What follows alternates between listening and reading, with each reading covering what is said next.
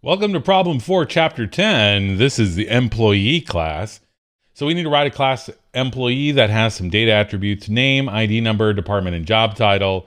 Then we need to create 3 instances that contain this data for each of them. And then it should store the data in those objects and then display the data for each employee on the screen. Well, so let's pay attention here. So it doesn't say anything about mutators or accessors. Thank goodness, which means I don't have to go through a whole bunch of silly stuff. But what I do need to do is be able to pass in these 4 things, which means I'll put those in the initializer, and then it needs to display the data, which means I'm just going to override the string. So this is going to be a very interesting class because it's going to be very lean. So class employee here, we're going to create an initializer, and of course the first one is self because, Python. And then we're going to do name, ID number, department, and then job title. Like that, okay? And also because it doesn't demand that I have to have double underscores, I'm not going to use those. So I'm going to do self.name is equal to name, like that. I'm going to do self.id is equal to ID. Then I'm going to do self.department is equal to department.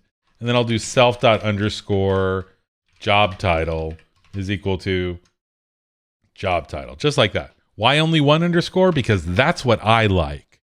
Okay, up next. So now we need to be able to print this out so that it's, nicely formatted like this. So this may come in handy for your homework assignment. So def string self, we only need self here because all of the data that we need to be able to create the string representation of employee is going to come from here. It's going to come from inside the object. And so str, this double underscore dunder string, needs to return a string. If I hover over this, you can see, this should return a string. So I want to return a string. What I'm going to do is I'm going to return a formatted string that's going to contain all of this data here, but it's going to actually print it out nice and wide for me.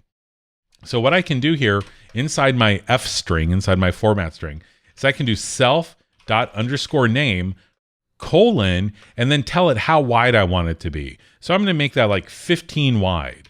And then I'll put a space, and then I'll do something like self.id, and I want that to be 5 wide. And then I space, and then self.department, and I want that to be, 15 wide. I'm just guessing here. And self.job title is going to be, 20 wide, because, some people got some big job titles. So now that I have that, I'm going to go ahead and create my main method. Isn't this interesting? All this employee class does, I want to say this out loud because it's really interesting to me. What this employee job or this employee class does, what is its responsibility? Why does it exist? The whole reason it exists is so that we can store data inside of it and then turn that into a string representation. We could do this with a dictionary and, like a function. We could do this with a dictionary and a function, but the reason that we use a class is so that we have we have this data here and the method, the function that works on that data, all wrapped up in one thing, this employee class inside here. So now that it's inside here, if I ever have a problem with employee, with printing it, or I need to add a new piece of data, I can come here to this class and just do it in one place, and I don't have to go searching for it. So I'm going to go ahead and create these employees here. I'm going to do Susan is equal to employee, and that's going to be Susan Myers, like that. Susan has a 47899. She works in accounting, and she's a vice president, like that. So there's her. Now let's do Mark. So now we've got Mark, and Mark is an employee. His name is Mark Jones. 3911 IT and programmer. And then finally we've got Joy, and that's an employee, and Joy is Joy Rogers at 81774, manufacturing, like that. And then finally engineer. Okay, so now that we have these 3 things, let's just print them out. Print Susan, print Mark, print Joy, like that.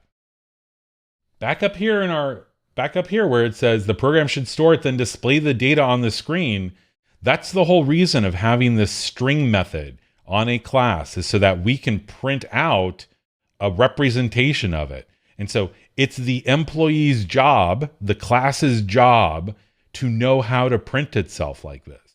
So that's why that's there. That's why I'm not doing a whole bunch. That's why I'm choosing not to do it like this. Print f string Susan dot, if I had it there, get name, I could do it like that, and then 15 wide. If there were a get name method, I could do it like this, but this is not the job of my main method. My employee class should know how to print itself out nicely. So that's what I've got here. So now that I've got that, I can do one more thing. I've got to do the if name is equal to main, like that. And I call main. There we go. So now that I've got all of that set up, I'll hit play and it should just print it out. I mean, look at how nicely that's all lined up and everything. That's really, that's what it looks like in the book, and that's what I'm doing here. Hooray for me. So that's problem number 4 of chapter 10, the employee class.